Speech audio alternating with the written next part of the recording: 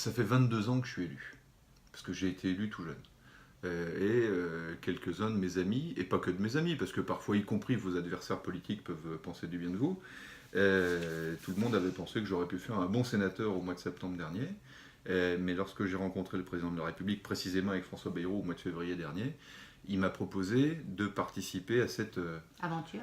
à cette dynamique de recomposition complète. Mhm. Voilà. Et parce que depuis le début de mon engagement en politique, je souhaite que la famille du centre puisse accéder un jour aux responsabilités nationales. J'ai accepté de le faire. Alors oui, c'était plus inconfortable, c'est incontestable, parce que face à Bernadette Laclais, qui était une élue importante en Savoie, c'était sans doute moins simple que d'aller tranquillement dans un fauteuil au sénatorial.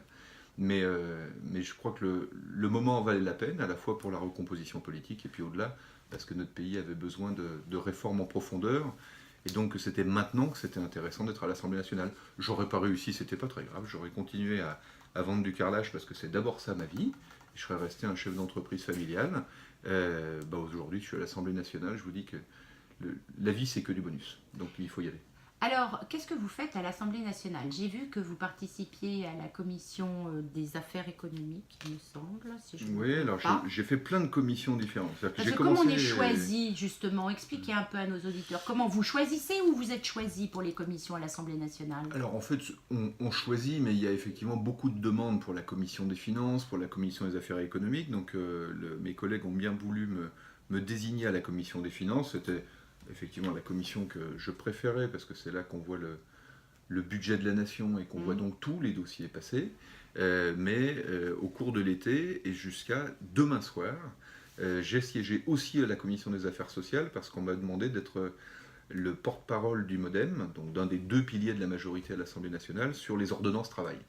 Ayant travaillé pendant 15 ans dans le monde de l'entreprise, Ouais, on a mais besoin de votre plutôt de la parole. PME, voilà, c'est parce que souvent, vous savez, quand on discute du code du travail, à chaque fois, c'est une discussion qui se situe entre les administrations centrales de l'État d'un côté, et puis les grandes centrales syndicales et les grands DRH des grandes entreprises. Voilà. Et là, l'orientation, c'était quand même de se dire qu'on pouvait faire un code du travail qui était adapté aux PME et aux TPE, qui représentent 90% des entreprises en France et Mhm. 2 tiers des emplois. Et donc j'ai essayé d'apporter à ma place, modestement, ma pierre à l'édifice. Combien il y a de chefs d'entreprise qui sont aussi élus à l'Assemblée nationale? Parce qu'on parlait avant d'Assemblée nationale médicalisée avec beaucoup de médecins.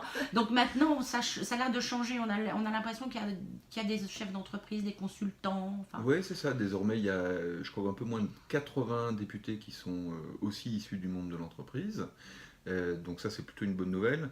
On va dire chef d'entreprise de TPE, PME, avec, on va dire, de 20 à 200 salariés, on est une dizaine. C'est bien, c'est plus représentatif. C'est-à-dire que c'est bien aussi que la représentation nationale représente la population. vous travaillez avec eux? Vous allez faire un petit groupe là? Non, Non. non, non, parce Il n'y qu'il a faut, pas il un faut pas. transcourant d'anciens professionnels, on va Bah, dire. il faut pas faire il faut pas faire du lobbying. D'accord. Ça aussi, c'est une façon de changer un peu les méthodes. Alors, on ne va pas tout révolutionner, mais je crois qu'on n'est pas là pour défendre une caste ou une corporation. On est là pour apporter son expérience.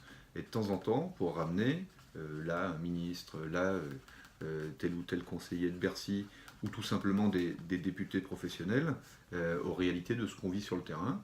Pour le moment, ça fonctionne pas mal, et c'est pas la peine de se constituer en syndicat à l'intérieur de la représentation nationale. D'accord. Vous travaillez beaucoup avec les constructifs et ceux qui sont les républicains, parce qu'on comprend plus grand-chose là-dedans. Bon, bah, c'est assez simple, on est passé d'un système à deux puissances où il y avait les rouges contre les bleus et les bleus contre les rouges, à un système à trois où désormais il y a la droite, la gauche et le centre, et cette grande famille centrale où on retrouve En Marche, le MoDem, et puis effectivement, à période régulière, des constructifs, c'est-à-dire des personnes qui viennent d'une autre famille centriste qui était l'UDI, ou qui viennent des républicains mais qui ne veulent pas être des opposants systématiques, et ben on s'efforce de constituer cette grande force qui euh, essaye de représenter, il faut toujours le dire modestement, mais essaye de représenter le meilleur de la droite et le meilleur de la gauche. Parce que comme les idéologies représentent peu de choses face à la réalité, ben on a essayé de constituer ce qui pouvait être demain le support d'une grande réforme en France. Mais vous savez, ça ne date pas d'aujourd'hui. Valéry Giscard d'Estaing disait en 1974 qu'il fallait réunir 2 Français sur 3 pour réformer le pays. Bon, si 50 ans après on arrive à le faire, c'est plutôt bien. Donc Emmanuel Macron finalement prend le meilleur de la droite, le meilleur de la gauche et dit allons, marchons. C'est ça, C'est ça. c'est ça. Et on va ouvrir tous les chantiers. Il y a des choses qu'on fera mal, il y a des choses qu'on fera mieux. Mais en tout cas, l'important c'est de garder à l'esprit que le statu quo n'est pas possible. D'ailleurs, on dit mal, bien, peu importe, pourvu que ça avance. Les réformes ont l'air d'avancer, puisque la France n'a pas été à feu et à sang avec les ordonnances de travail. En revanche, vous vous êtes beaucoup impliqué sur l'ISF à l'époque. Oui, oui, parce que là, j'avais une différence de vue avec le gouvernement. C'est-à-dire que... Ils acceptent d'entendre? Oui, ils acceptent d'entendre. D'ailleurs, ce qui est assez agréable, c'est que la discussion est possible. Il n'y a pas un gouvernement qui décide et puis des députés qui doivent suivre. Donc c'est plutôt bien de renouer avec la séparation des pouvoirs. De temps en temps, ça peut être utile. Moi, j'avais une position assez simple sur l'ISF. C'était de considérer qu'on n'était pas obligé de faire tout de suite l'arrêt de l'ISF. Parce que l'arrêt de l'ISF, schématiquement, ça représente 3 milliards d'euros. Et la baisse des charges sociales salariale pour tous les salariés de ce pays, c'était 3 milliards d'euros aussi. Alors comme la baisse des charges sociales salariales, on va le faire qu'en 2 temps, et que l'ISF c'était en une fois, moi j'avais proposé de faire d'abord la baisse des charges salariales pour revaloriser le travail dans notre pays, et puis de faire l'ISF dans un second temps.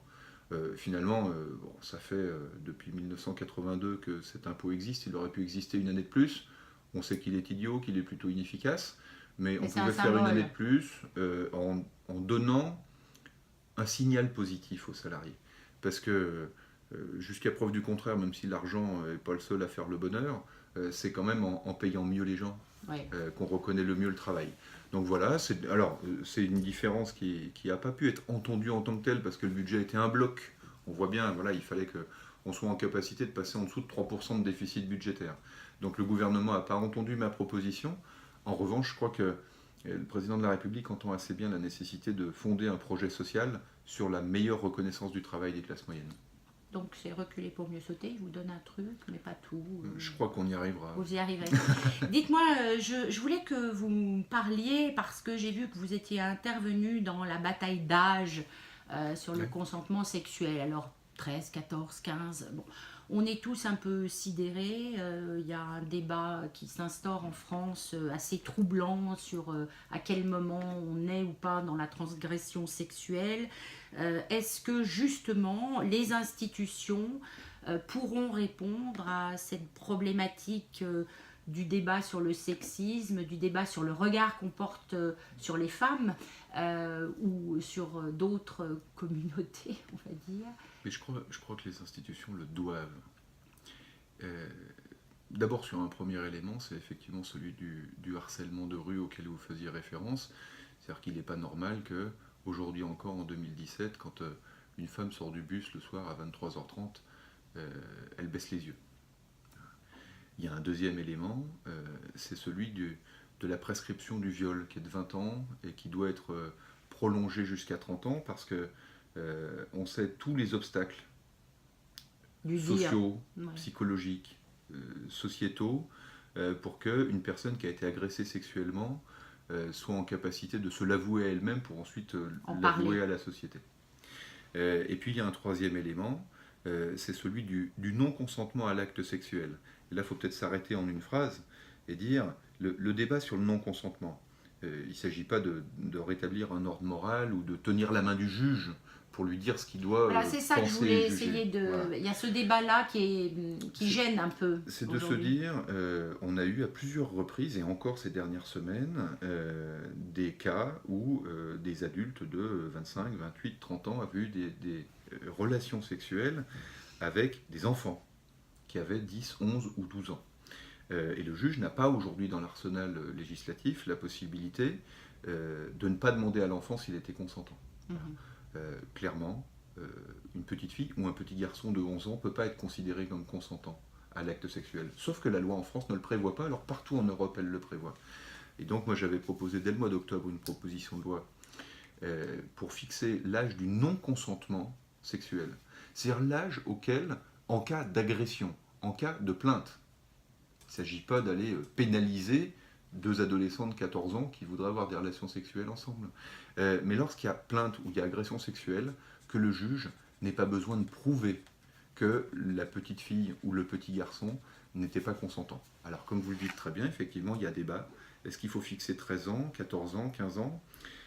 Moi j'ai proposé que ce soit 15 ans. D'abord pour aligner cet âge sur celui de la majorité sexuelle.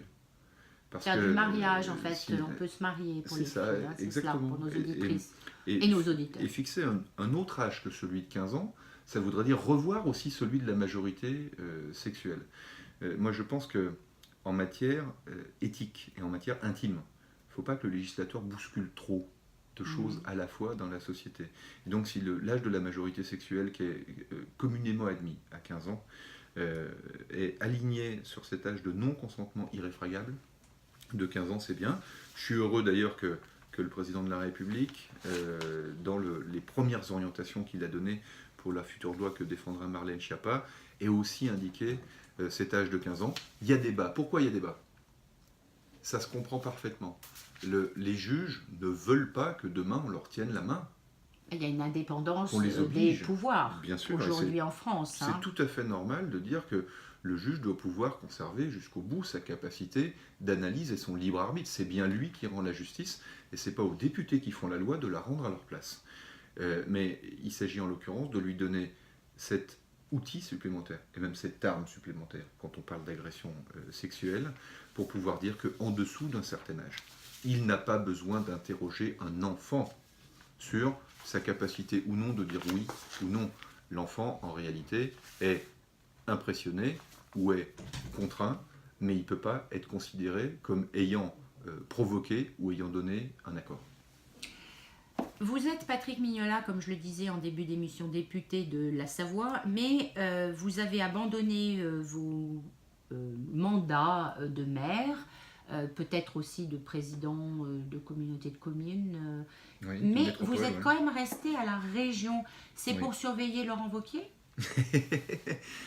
Et lorsque nous avons fait alliance avec Laurent Wauquiez, ça a été une des décisions les plus compliquées de ma vie politique, parce qu'il est assez évident qu'on est différents. Voilà, moi je représente la famille du centre, et lui il représente au sein des Républicains Le retour de la droite. une vision voilà, de droite Enfin, c'est ce qu'il dit dans les très retours de la franchement droite. affirmée, Ouais. et il n'hésite pas à l'affirmer à période régulière.